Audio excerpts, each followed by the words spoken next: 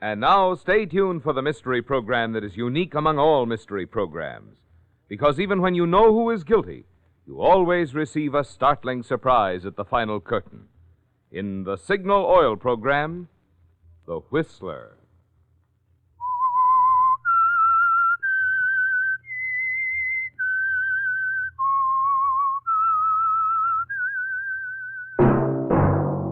Signal, the famous Go Farther gasoline, invites you to sit back and enjoy another strange story by The Whistler.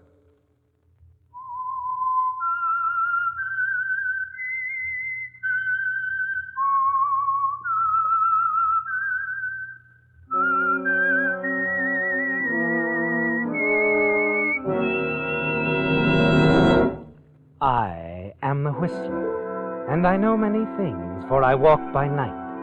I know many strange tales hidden in the hearts of men and women who have stepped into the shadows. Yes, I know the nameless terrors of which they dare not speak. And now for the Signal Oil Company, The Whistler's strange story, The Clayton Affair.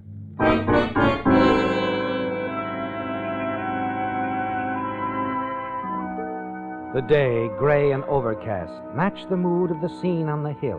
The old cemetery, high up over the scene, a swirling mist moving in and out among those gathered for the services.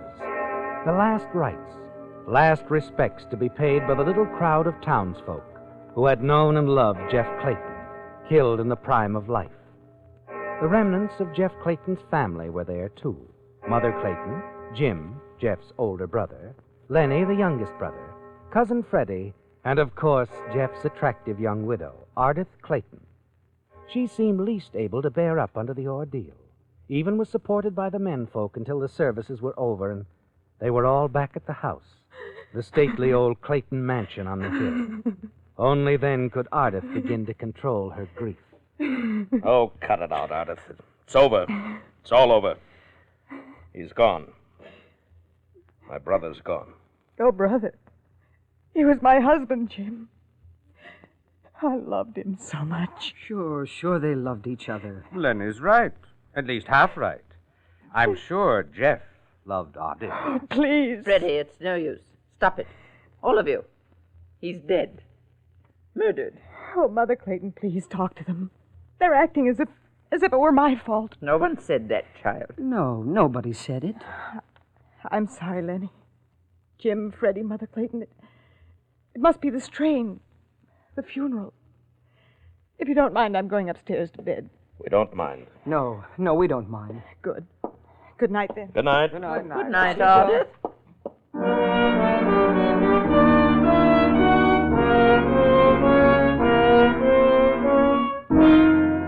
It's a strain, isn't it, Ardith? The day, the funeral, as you said. But most of all, the Clayton family. They act oddly, as if aligned against you somehow. And you have the feeling of a caged animal. You want out. You want to be free of the house somehow. And that's why you slip out of your upstairs room, down to the garage. A drive in the car would quiet your nerves, wouldn't it? Yes, a drive, alone in the car.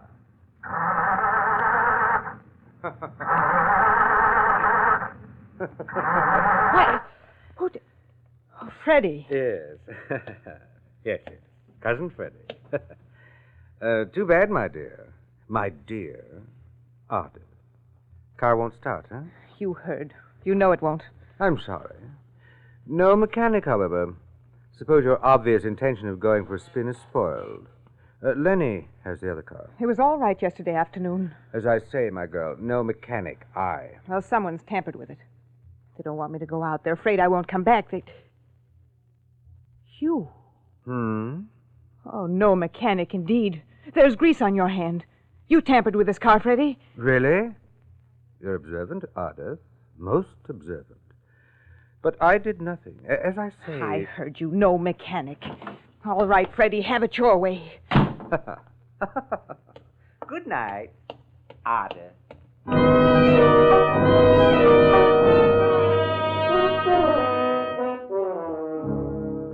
It's a strange, nerve-wracking experience, isn't it, Ardith? The happenings here at Clayton House. You've never liked or understood this odd, close-knit family group. You return to the house, go to your room. A few minutes later, you hear footsteps. Footsteps along the upper hall. And then the turn of the key in a lock. Your lock, Ardith. You rush to the door. Try it. And step back terrified with the realization. Locked in. I'm locked in. You wait, nervously wondering and waiting. And then, unable to stand it any longer, you ring for the maid. Then more waiting, pacing, until at last... Yes, Mrs. Clayton? Oh, you did come. They left the key in the lock? Yes, ma'am, but I don't understand. Here, do you understand this? Money? But... Don't tell anyone. After a while, I want you to unlock that door and help me get out of this house. But why, Mrs. Clayton? What's the matter? I don't understand. You don't have to. It doesn't matter. Just remember to come up here sometime after midnight. And don't let anyone see you. Yes, ma'am.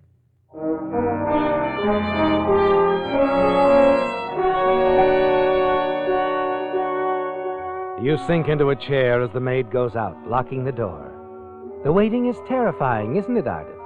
But the knowledge that you have someone on your side now, that you've bought some help, a chance for escape, is very reassuring. Finally, much later, you see the latch on the door turning. She's back, isn't she? And you rise quickly and throw a coat over your shoulder. And then... Going somewhere, Ardith? Jim Clayton. Uh-huh. Jeff's big brother. His keeper, if you like. What is it? What's going on around this terrible house? I think it's kind of nice here, Ardith. Always liked the old family homestead. You've kept me locked in my room. Why, Jim? Why? Sit down, Ardith. I don't like excitable women. Tell me the truth, Jim. Why are you doing this to me? I said sit down. That's better. Cigarette? No. Then you don't mind if...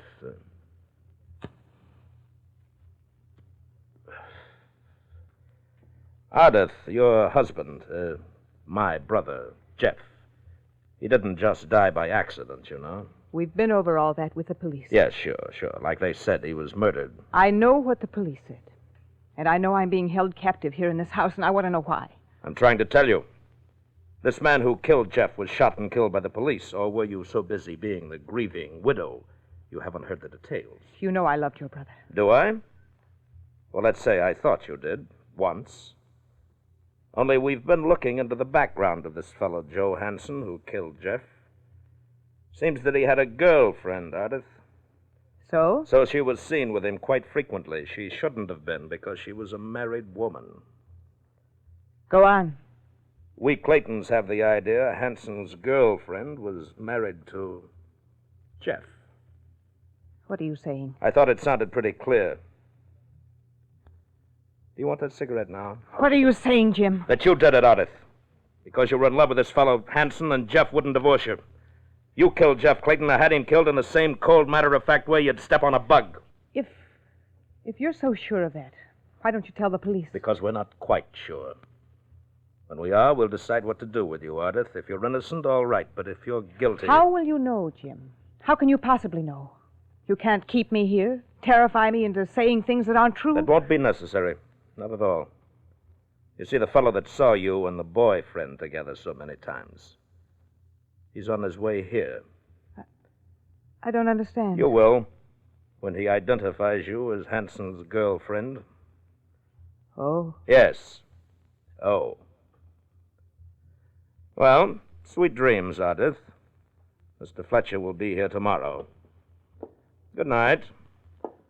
This time I'll take your door key with me.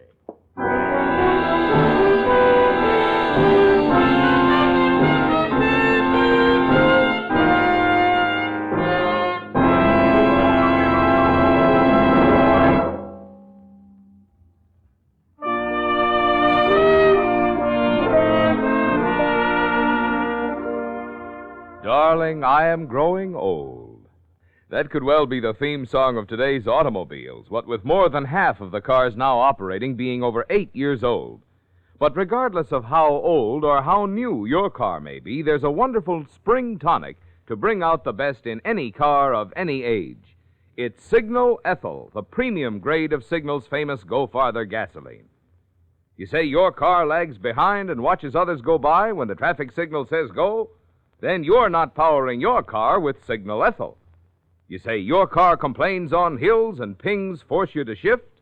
Then you're not powering your car with Signal Ethyl. There's no tonic like this smooth, super powerful super fuel to put spring into your car and the joy of spring into your driving. And what do you know? It's spring right now. High time for you to try a tank full of Signal Ethyl right now.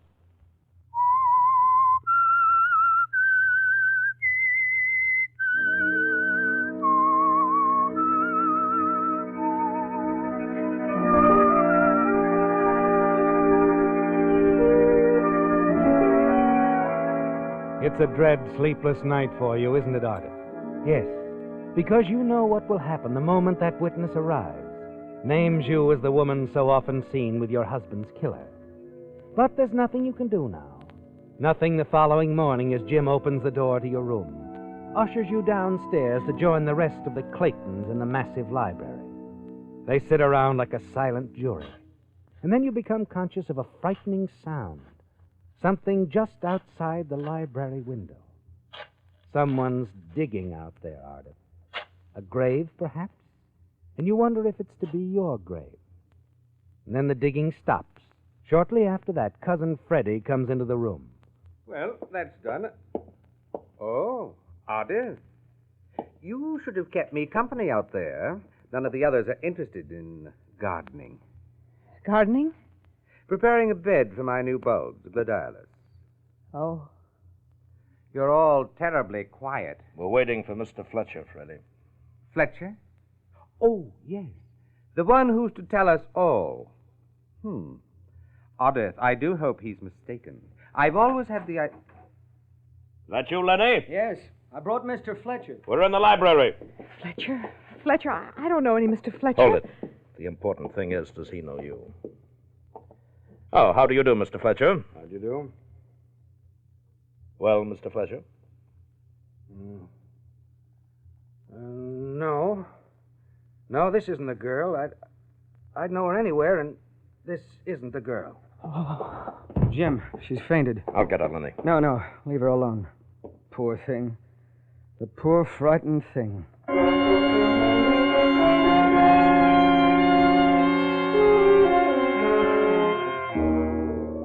It's over, isn't it, Artis?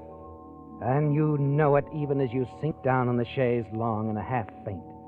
You can hear them talking around you, hear them ushering Mr. Fletcher out. A man who could have sealed your death warrant with a few words, but he didn't recognize you. Now you'll be able to get away, go somewhere where they'll never find you, even if they do someday learn the truth about Jeff's death. You rest for about an hour and then go to the garden for a little fresh air. Jim steps up to you. Ardith, I'm sorry. I guess we gave you a rough time. I know how you must have felt about your brother, but... Well, the part I can't excuse is the fiendishness of all of you. The kind of a family you are. Yes, I know. But you see, we're a close-knit family, Ardith. We were just trying to make you break down and confess. But if you had, we wouldn't have taken the law into our own hands. We'd have turned you over to the police. You never liked me, any of you. Well, you might as well know I've despised you, too. The very name Clayton is something I'm anxious to forget. Now, leave me alone. All right. You look after him, smiling to yourself. Strange, isn't it, Artis? How it's all changed. How you can say anything now and be excused rather than accused. You turn as Jim enters the house and stroll along the gravel path leading down toward the boathouse. You've got to think this out carefully now, don't you? And quickly, too. Decide exactly where to go so they can never find you. And you must get started soon, while the Claytons still believe you innocent. Artis? What? Oh, Lenny. Jim said I'd probably find you down here by the seawall. I thought you'd gone to the village with your friend, Mr. Fletcher. I did. Now I'm back, and I want to talk to you. Well, if you've come to apologize. No, I just wanted to chat about Mr. Fletcher. What about him? Well, as you know, I met him at the bus stop this morning. Yes. Yes, you drove him out to the house, and he failed to recognize me. I know all that. Oh, but Mr. Fletcher did recognize you, Artie. What? Yes, I showed him a photograph. He identified you as Hanson's girlfriend. Why, that's ridiculous. He was quite positive. But at the house a little while ago, he said... Oh, him? That wasn't Mr. Fletcher. What? Well, not the real Mr. Fletcher. The man you saw was a chap I paid to pose as Mr. Fletcher. I told him it was a sort of a joke. Oh, I see. I thought it best to keep the real Mr. Fletcher undercover for your sake. That was very thoughtful of you, Lenny. But you needn't have bothered. You going to tell me he was mistaken? Of course. I don't think so. This photograph is a very good likeness of you, Ardith. Here, see for yourself.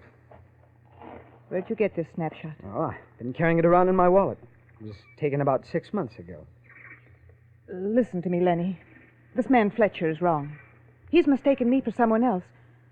I tell you, I didn't know this man Hanson. I had nothing to do with Jeff's death. Okay, I don't care one way or the other. What? I'm not sorry Jeff's dead. Not sorry at all.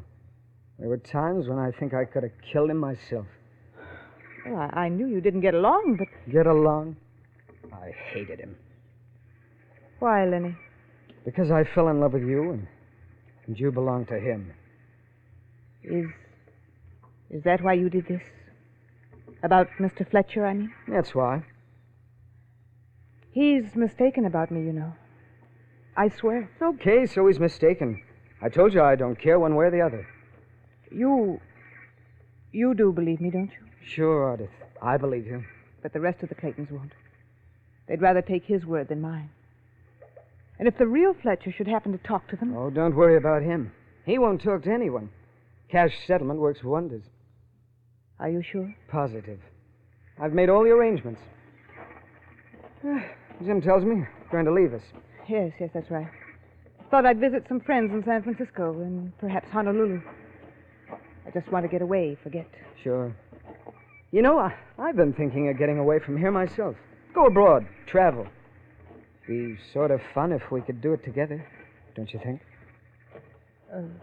Yes, it would. I'm not such bad company, really. Oh, of course you're not. Why are you going in the boathouse? Oh, we can talk better in here. Come on. You're safe with me. I'm sure I am, Lenny.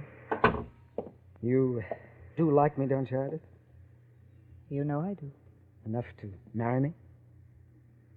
Marry you, Lenny? Yeah, someday soon. Well, I'd like some time to think about it. After all, you're 5 years younger than I am. Oh, so what? That's happened before. But I understand you're wanting to think about it. Why don't you come down to San Francisco in a few days? We could meet there, talk it over. Let me go with you now, Ardith. No, Lenny. I'd rather you didn't. I want time to think. But Ardith... We'll meet Friday. That's only day after tomorrow. Well? No, Ardith. I'm as tired of this place as you are. I want to go with you. You're leaving today, aren't you? Yes, but... I'm going with you. Oh, you don't have to decide about marrying me right away, but... Lenny, listen to me a minute. I've got an important appointment in town at 4 o'clock, Ardith. But I'll be back in a couple of hours. This 4 o'clock appointment won't take long. I've already packed my traveling bag. Please, Lenny. You'd better do it my way, Ardith. It's safer. All right, Lenny. I guess it is.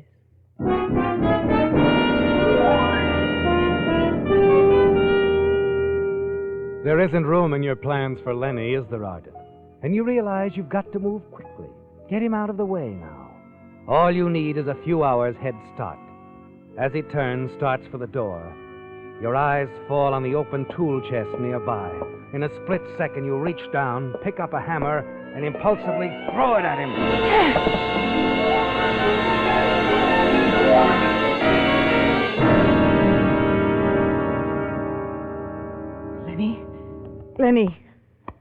Lenny! He's dead, isn't he, Ardith? Yes. In a moment of blind panic, you've killed him. You stand there staring down at him, unable to move or to think clearly. Finally, you take the key to the boathouse from Lenny's pocket, then manage to reach the door.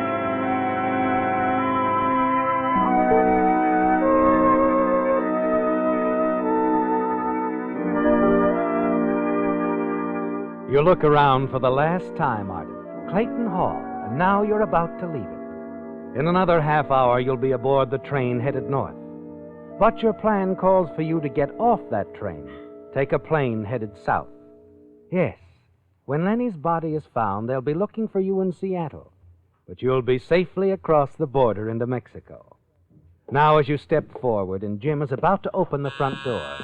Oh, Well, I wonder who this is.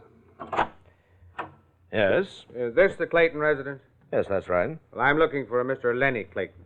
Well, he isn't here at the moment. I'm his brother. Is there anything I can... Possibly. I was asked to come here to identify a woman. Your brother met me at the bus station, showed me a picture of this lady right here. no. Wait a minute.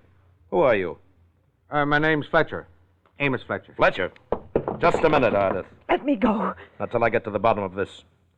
Look, Mr. Fletcher, you say my brother showed you a photograph of this woman here? Yeah, I recognized her right away. She was Joe Hansen's girlfriend. That's not true. Please, lady, I've served the two of you drinks often. Go on, Fletcher.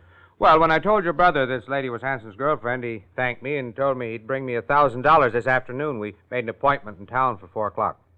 Lenny's 4 o'clock appointment was to pay you? Yeah. I waited for half an hour, and when your brother didn't show, I came out here. I see. Well, you'll get your money, Mr. Fletcher. I'll have it for you tomorrow. You're certain this lady was a friend of Hansen's? Of course. He used to bring her to my cafe 2 or 3 times a week. All right, suppose I did know Joe Hansen. That doesn't prove I killed Jeff. No, it doesn't. But I think it will be more than enough to justify the police detaining you for further investigation. I think I'll be running along now, Mr. Clayton. I hope you don't mind my barging out to your house like this. If your brother had kept his appointment... That's quite all right. Lenny's pretty absent-minded. Probably forgot about it. Last time I saw him, he was walking toward the boathouse with Ardith. Maybe he's still there.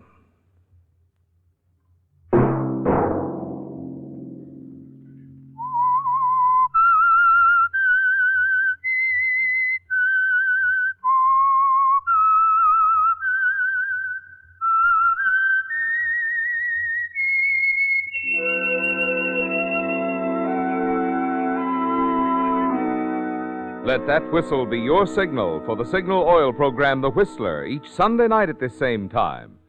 Meantime, Signal Oil Company and the friendly independent dealers who help you go farther with Signal gasoline hope you'll remember, regardless of what gasoline you use, you'll enjoy more miles of happy driving if you drive at sensible speeds, obey traffic regulations, and avoid taking chances. When you take a chance to save a moment, you take a chance on that moment being your last.